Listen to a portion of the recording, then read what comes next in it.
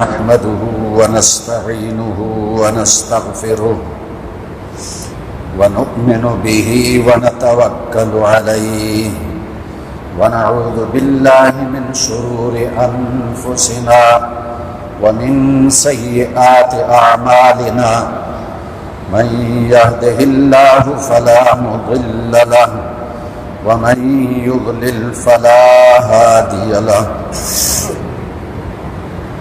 ونشهد أن لا إله إلا الله وحده لا شريك له ونشهد أن سيدنا ومولانا محمدا عبده ورسوله أما بعد فأعوذ بالله من الشيطان الرجيم بسم الله الرحمن الرحيم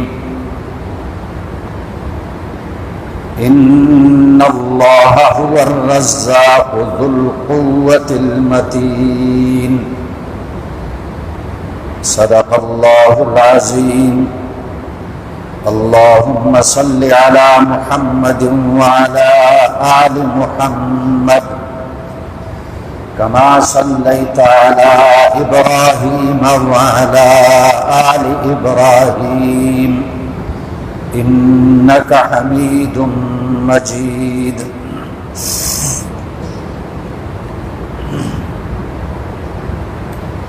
قابل احترام سامعین کرام،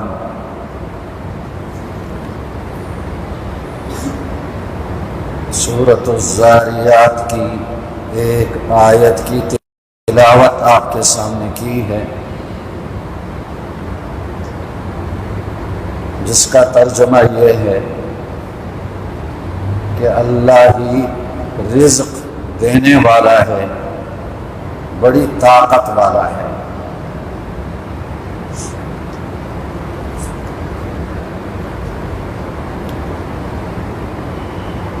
اللہ جل شانہ نہ صرف انسانوں کو بلکہ تمام مخلوق کو رزق دینے والا ہے۔ خشکی کی مخلوق کو، سمندر کی مخلوق کو، جنگلوں کی مخلوق کو، ہواؤں اور فضاؤں کی مخلوق کو رزق دینے والا اللہ ہے۔ اور یہ مخلوق کتنی ہے؟ وَمَا يَعْلَمُ جُنُودَ رَبِّكَ إِلَّا هُوَ، تیرے رب کی مخلوق کتنی ہے وہ اللہ ہی جانتا ہے۔ اور انسان یہ سمجھتا ہے کہ جتنا کھانا میں کھاتا ہوں تو اسی طرح دوسری مخلوق بھی وہی اتنا ہی کھانا کھاتے ہوں گے، لیکن ایسی بات نہیں۔ اللہ کی مخلوق میں ایسی مخلوق بھی ہے کہ ایک فرد تمام دنیا کی مخلوقات کے برابر کھانا کھاتا ہے، سب کو اللہ رزق دیتا ہے۔ رزق کے بغیر کوئی اس دنیا سے نہیں جا سکتا۔ حدیث پاک میں آتا ہے دو چیزیں ایسی ہیں کہ اگر انسان ان سے بھاگنے کی کوشش کرتا ہے وہ دو چیزیں اس کا پیچھا کرتی ہیں، ان سے انسان بھاگ ہی نہیں سکتا، ایک اس کی موت اور ایک اس کا رزق۔ رزق سے کوئی نہیں بھاگ سکتا، موت سے بھی کوئی نہیں بھاگ سکتا۔ یہ دونوں اس کے پیچھے پیچھے جا رہے ہیں، لیکن ایک رزق ہے اور ایک رزق میں برکت ہے۔ رزق تو اللہ سب کو دیتا ہے، لیکن رزق میں برکت اللہ کس کو دیتا ہے یہ ہمیں اللہ سے مانگنا چاہیے اور ان اسباب کو اختیار کرنا چاہیے کہ جن اسباب کی بنا پر اللہ اپنے بندے کے رزق میں برکت عطا کرتا ہے. اور رزق ہے کیا چیز؟ کھانا پینا بھی رزق میں شامل ہے، لباس اور سواری بھی رزق میں شامل ہے، رہنے کے لیے مکان بھی رزق میں شامل ہے، بیماری کے لیے دوائیں بھی رزق میں شامل ہے. انسان کی ضروریات جتنی بھی ہیں وہ سب رزق ہے. مفسرین نے واقعہ لکھا ہے، حضرت سلیمان علیہ السلام کو اللہ نے پوری دنیا کی حکومت عطا فرمائی.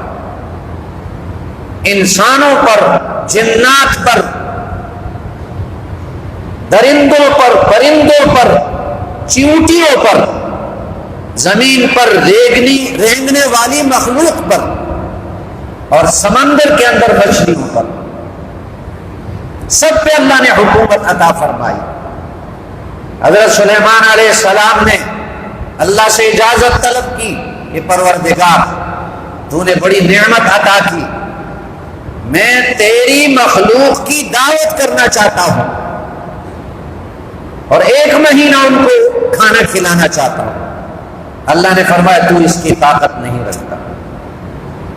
پھر 1 ہفتے کی اجازت طلب کی، 1 ہفتہ تیری مخلوق کو کھانا کھلانا چاہتا ہوں. اللہ نے فرمایا تو اس کی طاقت نہیں رکھتا. پھر 1 وقت کے کھانے کی اجازت طلب کی، اللہ نے اس کی اجازت دے. اور سلیمان علیہ السلام کے لیے کھانے کی چیزوں کا جمع کرنا پوری دنیا سے، اور پکانا اور تیار کرنا، دسترخوان سجانا کوئی مشکل نہیں تھا. جنات کو حکم دیتے اور وہ ساری چیزیں حاضر کر لیتے. دور دور دراز سے دسترخوان بچھایا گیا. دسترخوان کتنا لمبا تھا؟ 1 مہینے کی مسافت کے برابر لمبا دسترخوان، کیونکہ ساری مخلوق کی دعوت ہے، اور اس پہ ہر قسم کے کھانے رکھے گئے. اللہ سے پوچھا کہ پروردگار کون سی مخلوق سے ابتدا کروں؟ اللہ نے فرمایا سمندر کی مخلوق سے ابتدا کرو.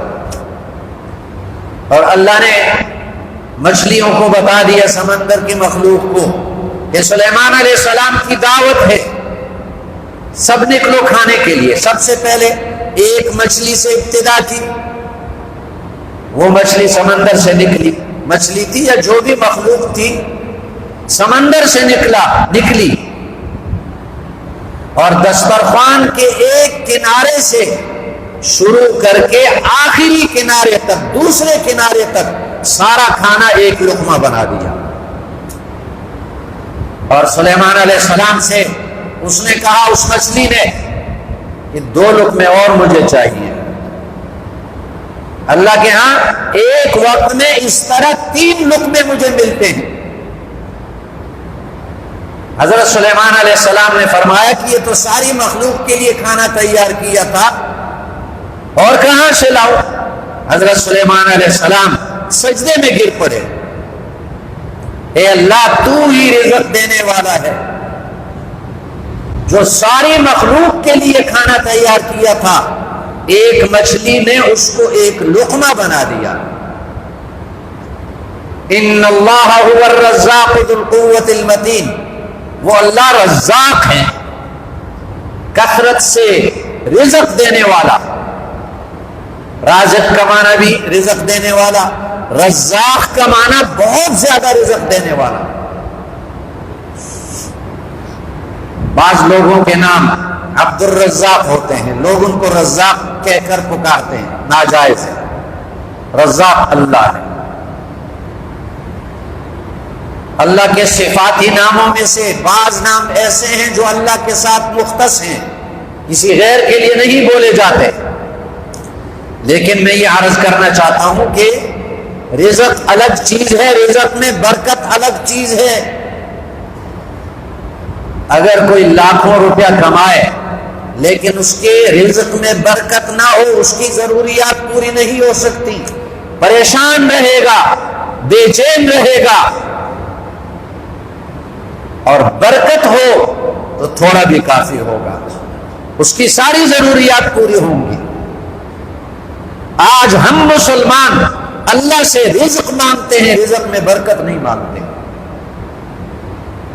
اور وہ بھی بہت کم ہے جو اللہ سے مانگتے ہیں رزق، ورنہ رزق میں ہم مسلمان بھی غیر مسلموں سے آگے نکلے ہوئے ہیں۔ سارا دار و مدار مادی اسباب پر ہم نے رکھا ہوا ہے کہ رزق کے لیے وہ تجارت شروع کرو، وہ ملازمت شروع کرو، اور فلاں ملک میں چلے جاؤ۔ جو مادی اسباب ہیں جن کو کفار نے اختیار کیا ہوا ہے، مسلمان بھی ان اسباب میں ان سے آگے نکل گئے، لیکن رزق کے لیے جو اسباب روحانی اسباب ہیں ان کو ہم نے چھوڑا ہوا ہے۔ حافظ ابن قیم رحمہ اللہ بہت بڑے عالم گزرے ہیں، وہ فرماتے ہیں کہ اسباب الرزق اربعۃ، رزق کے 4 اسباب ہیں، مادی اسباب نہیں، روحانی اسباب۔ رزق دینے والا اگر کوئی بادشاہ ہوتا تو ہم مادی اسباب کو اختیار کرتے، نوکری کرتے، تجارت کرتے، یہ اسباب اختیار کرنے چاہیے، ممنوع نہیں، لیکن رزق دینے والا اللہ ہے، اس کے ہاں روحانی اسباب چلتے ہیں۔ اللہ سے مانگنے کے لیے روحانی اسباب چلتے ہیں، تو رزق کے اسباب 4 بتائے ہیں۔ آج ہم مسلمانوں نے وہ 4 اسباب بھلا دیا۔ پہلا سبب ہے قیام اللیل، تہجد کی نماز۔ جو تہجد کی نماز پڑھے گا پابندی سے، اللہ اس کی روزی میں برکت عطا کرے گا، اور اس کی وجہ یہ ہے کہ حدیث پاک میں آتا ہے جب آدھی رات گزر جاتی ہے تو اللہ آسمان دنیا پہ اتر جاتا ہے، اور کیسے اترتا ہے؟ جیسے اس کی شان کے لائق ہے، اور اللہ پکارتا ہے اپنے بندوں کو، هل من مستغفر فاغفر له هل مسترزق فارزقه هل من سائل فاعطيه هل كذا حتى يطلع الفجر۔ اللہ پکارتا ہے آدھی رات کے بعد، ہے کوئی مجھ سے بخشش مانگنے والا اپنے گناہوں کی، میں اس کو بخش دوں۔ پھر کیا کہتا ہے اللہ؟ ہے کوئی مجھ سے رزق مانگنے والا کہ میں اس کو رزق دوں۔ وہ رزق کے تقسیم ہونے کا وقت ہے، رزق کے تقسیم ہونے کا وقت تہجد کا وقت ہے۔ هل من سائل فاعطيه، ہے کوئی مجھ سے اپنی حاجتیں مانگنے والا کہ میں اس کو عطا کروں، کوئی بھی حاجت ہو، اس وقت اللہ دینے کے لیے تیار ہوتا ہے، پکارتا ہے۔ لیکن ہم اس وقت کیوں نہیں اٹھ سکتے؟ ہم نے اپنی عادت خراب بنائی ہوئی ہے، ہماری تجارت چلتی ہے رات کے 12-1 بجے تک، ہماری پہلی رات کا پہلا حصہ موبائل لے لیتا ہے، اس میں ضائع ہو جاتی ہے، رات کا پہلا حصہ موبائل میں ضائع ہو جاتا ہے، اور پھر سو جاتے ہیں تو تہجد کیا فجر کی نماز بھی چھوٹ جاتی ہے، اور پھر شکایت کرتے ہیں کہ بس اتنا کماتا ہوں اور ضرورت پوری نہیں ہوتی، برکت نہیں۔ تو جس وقت رزق تقسیم ہوتا ہے اس وقت ہم سوئے ہوئے ہوتے ہیں۔ تو پہلا سبب ہے قیام اللیل، تہجد کی نماز۔ زیادہ کوئی نہ پڑھ سکے 2 رکعت پڑھے، 4 رکعت پڑھے، اور جلدی سونے کی کوشش کرے۔ دوسرا سبب کثرت الاستغفار بالاسحار، صبح کے وقت کثرت سے استغفار پڑھنا۔ اب صبح سے مراد کیا ہے؟ ہماری صبح نہیں جو 10 بجے صبح کرتے ہیں، صبح سے مراد تہجد کے وقت سے لے کر اشراق تک، یہ وقت کثرت سے استغفار کرنے کا ہے، اور جتنا کوئی زیادہ استغفار کرے اس کی روزی میں برکت ہوگی. اور یہ قرآن سے بھی ثابت ہے اور حدیث سے بھی ثابت ہے. قرآن مجید کی آیت ہے فَقُلْتُ اسْتَغْفِرُوا رَبَّكُمْ إِنَّهُ كَانَ غَفَّارًا يُرْسِلِ السَّمَاءَ عَلَيْكُمْ مِدْرَارًا وَيُمْدِدْكُمْ بِأَمْوَالٍ وَبَنِينَ وَيَجْعَلْ لَكُمْ جَنَّاتٍ وَيَجْعَلْ لَكُمْ أَنْهَارًا. اپنی قوم سے کہا استغفروا ربکم، اپنی امت سے کہا استغفروا ربکم، استغفار کرو، کثرت سے استغفار کرو، تمہیں 3 انعامات ملیں گے. استغفار پر 3 انعامات ملیں گے، کثرت سے استغفار پر. یرسل السماء علیکم مدرارا، پہلے انعام یہ ہے استغفار پر گناہ تو معاف ہوں گے. ظاہری انعامات میں پہلا انعام یہ ہے کہ آسمان سے اللہ بارش برسائے گا، موسم کے مطابق بارش برسائے گا، وقت پر بارش برسائے گا. دوسرا انعام وَيُمْدِدْكُمْ بِأَمْوَالٍ، تمہارے مال بڑھا دے گا، یہ ہے برکت. تیسرا انعام وَبَنِينَ، تمہاری اولاد میں اللہ برکت ڈال دے گا. برکت یہ بھی ہے کہ زیادہ اولاد دیں، برکت یہ بھی ہے کہ تھوڑی اولاد میں اللہ اتنی خیریں رکھ دے کہ جو زیادہ اولاد میں نہیں رکھی. اولاد سے اس کو دنیاوی فائدہ بھی ہو، اخروی فائدہ بھی ہو. تو استغفار پر 3 انعامات قرآن میں ہیں. آگے کھیتی باڑی والوں کے لیے چوتھا انعام ہے وَيَجْعَلْ لَكُمْ جَنَّاتٍ وَيَجْعَلْ لَكُمْ أَنْهَارًا. استغفار کثرت سے کرو گے تمہارے لیے نہریں چلا دے گا، تمہارے لیے زمین سے باغات اگائے گا، کھیتی اگائے گا. تو استغفار کثرت سے صبح کے وقت یہ رزق کا سبب ہے. قرآن مجید میں اللہ نے فرمایا وَبِالْأَسْحَارِ هُمْ يَسْتَغْفِرُونَ، میرے ایمان والے بندے ان کی شان یہ ہے کہ وہ صبح کے وقت استغفار کرتے ہیں اور ہم صبح کے وقت سو جاتے ہیں. سورج نکلنے کے بعد اگر کوئی بڑا نمازی ہے تو سورج نکلنے کے بعد نماز پڑھ لیتا ہے. فجر کی نماز کے بعد ایک جمعے میں 12 حدیثیں میں نے بیان کی کہ فجر کی نماز کے کتنے فائدے ہیں، لیکن اس کے بعد سے بھی دیکھا کہ فجر کی نماز میں وہی 2 صفیں ہوتی ہیں، تیسری نہیں بنتی. لیکن انسان لالچی ہے. آج تو اس بات کی لالچ کر لیں کہ رزق زیادہ ملتا ہے. فجر کی نماز پڑھ کر تلاوت کرنے، استغفار کرنے پر رزق زیادہ ملتا ہے.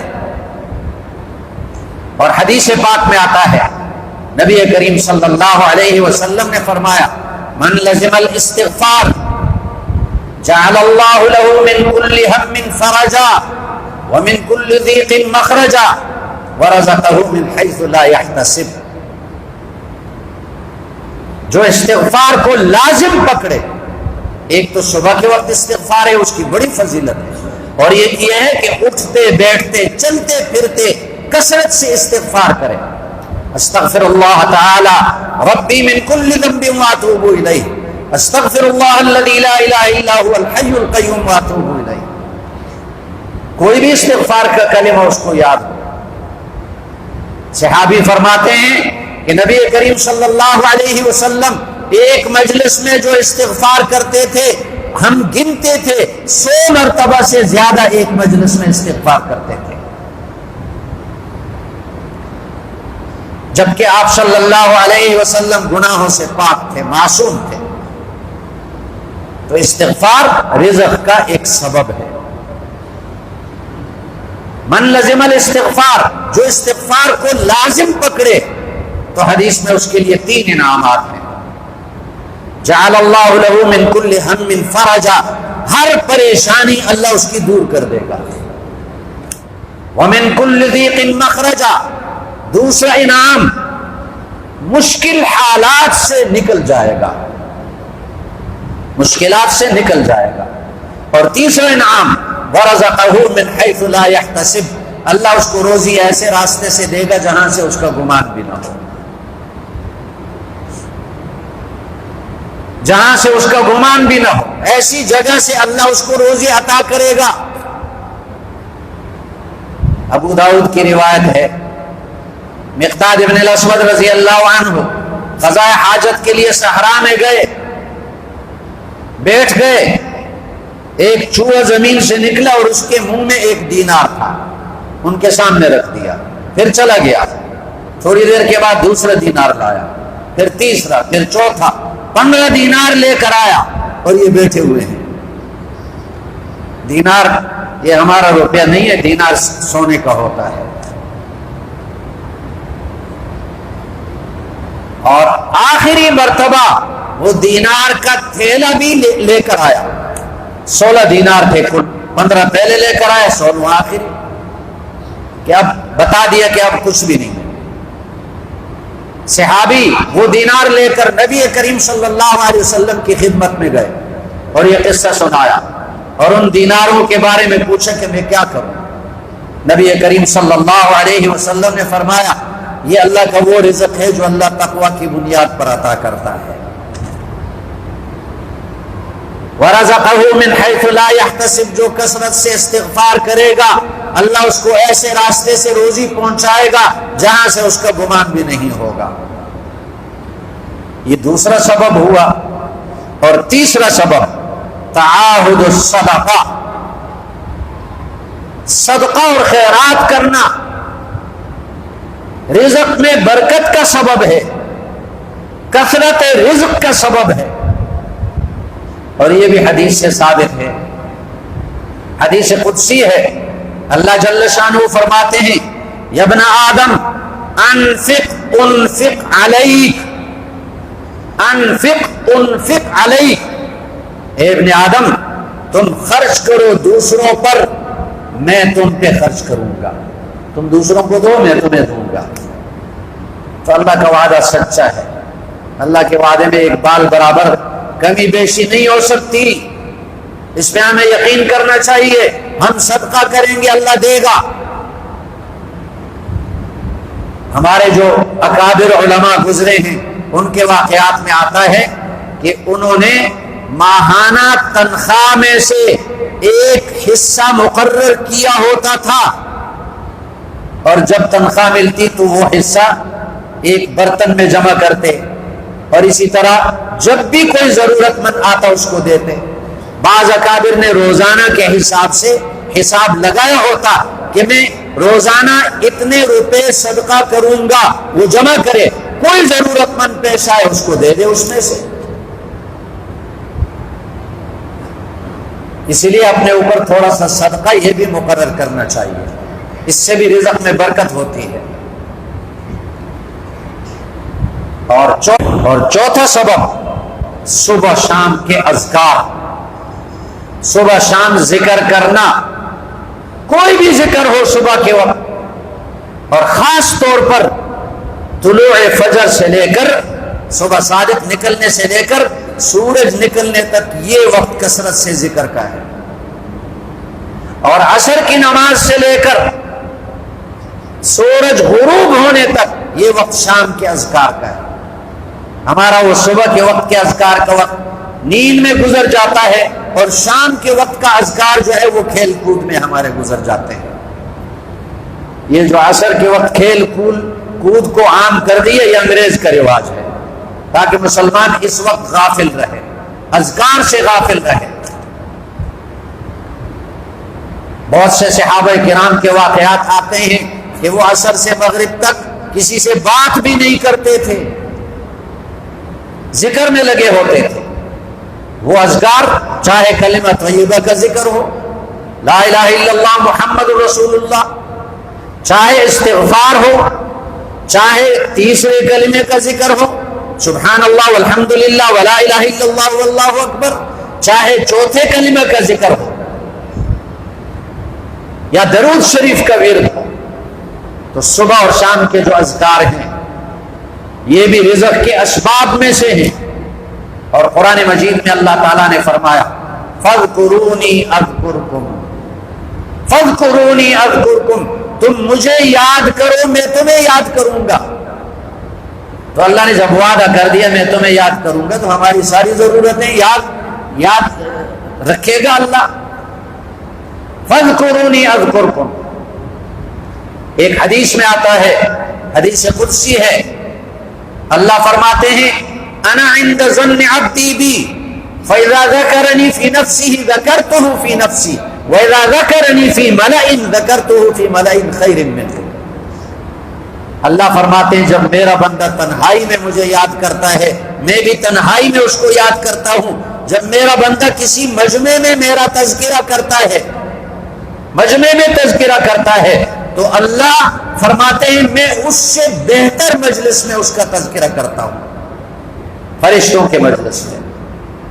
تو اللہ یاد رکھے گا اپنے بندوں کو جب بندہ اس کا ذکر کرے.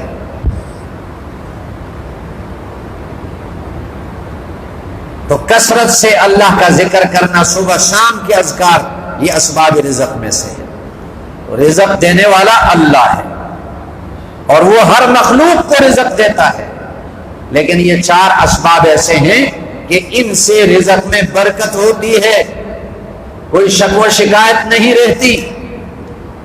ایک قیام اللیل، تہجد کی نماز، اور دوسرا صبح کے وقت کثرت سے استغفار پڑھنا، اور تیسرا صدقہ اپنے اوپر لازم کرنا، صدقہ کرنا، اور چوتھا صبح شام کے اذکار.